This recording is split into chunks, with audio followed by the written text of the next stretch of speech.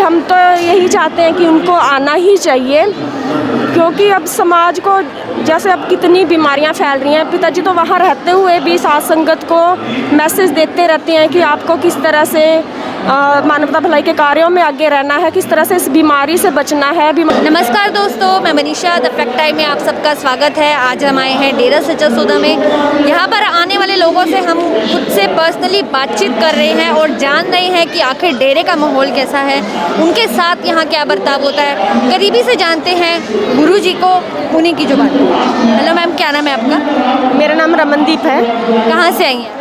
मैं यहाँ सिरसा से ही हूँ। सिरसा से हैं, बहुत ही पास से हैं, तो गुरुजी को भी आपका आना जाना भी लगातार ही होगा?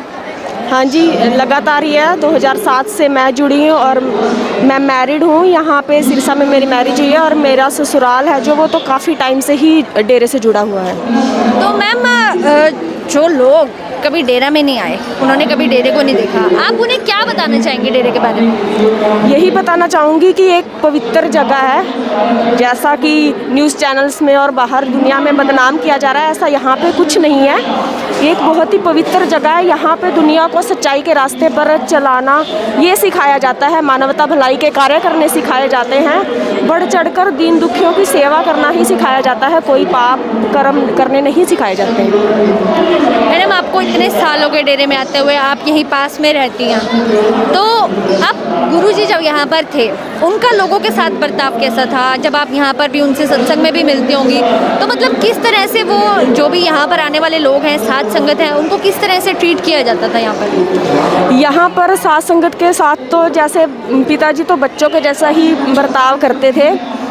उनको हर टाइम यही शिक्षा देते थे कि आपको हमेशा मानवता भलाई के कार्यों पर ही चलना है, वही करना है।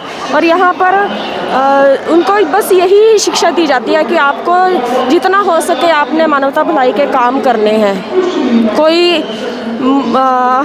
कोई भी ऐसा काम मैंने तो यहाँ पे कुछ ऐसा देखा ही नहीं है कि यहाँ पे किसी के साथ किसी तरह का कोई मिसबिहेव हो या किसी तरह का कोई भेदभाव किया जाता है। अलग अलग जात धर्म के लोग हैं, सबके साथ प्रेम का व्यवहार करना ही सिखाया जाता है।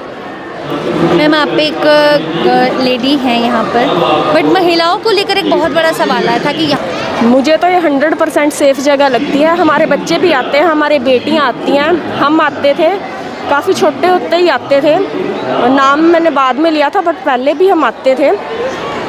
मेरे फादर साहब ने लिया हुआ था, बट मैंने बाद में लिया। लेकिन मुझे तो कभी ऐसा कुछ नहीं दिखा यहाँ पे कि ऐसा किसी की टाइप का महिलाओं के साथ कुछ भी यहाँ पे ऐसा माहौल है। बहुत ही अच्छा माहौल है, भाई बहन की फीलिंग आती है। जैसे पिताजी भी सिखाते हैं कि बड़ों को माता पिता के समान समझें, छोटों को अपने भाई बहन के समान समझें। तो यही मैंने देखा है, मैंने ऐसा कुछ भी नहीं देखा है। इतने साल हो गए मुझे यहाँ पे आते हुए। मैम, जब गुरुजी यहाँ पर फिजिकली प्रेजेंट थे, देह रूप में यहाँ पर थे, तब और अब में क्या अंतर आया?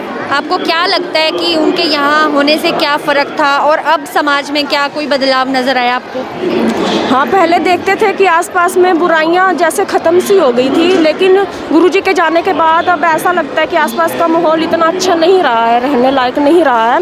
बुराइयाँ ने जैसे सिर उठाना शुरू कर दिया है। पहले दबी हुई थी, लेकिन अब ऐसा लगता है कि पिताजी के जाने के बाद वो बुराइयाँ, वो बुरे लोग, उनको जैसे ऐसा जैसे डर ख़त्म हो जाता है, इस टाइप से फील होता है। अब तो पहले कभी भी ऐसा फील नहीं होता था कि कुछ ऐसा बुरा होगा, लेकिन अब कभी कभी लगता है कि समाज में बुराइयां फिर से जन्म ले रही हैं। तो अगर वो समाज में हम सब के बीच अब वापस आ जाते हैं, तो आपको लगता है कि किसी तरह का कुछ गलत यहाँ होगा, या उनको क्या आपको लगता है कि उनको अभी आ जाना चाहिए? आप क्या अपील करना चाहिए?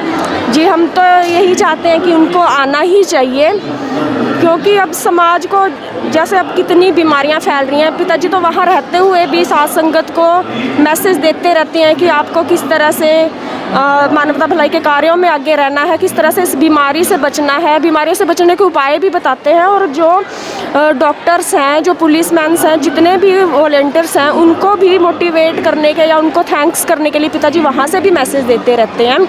तो समाज में अगर वो आ जाएंगे फिर से, तो वो बहुत अच्छा होगा समाज के लिए।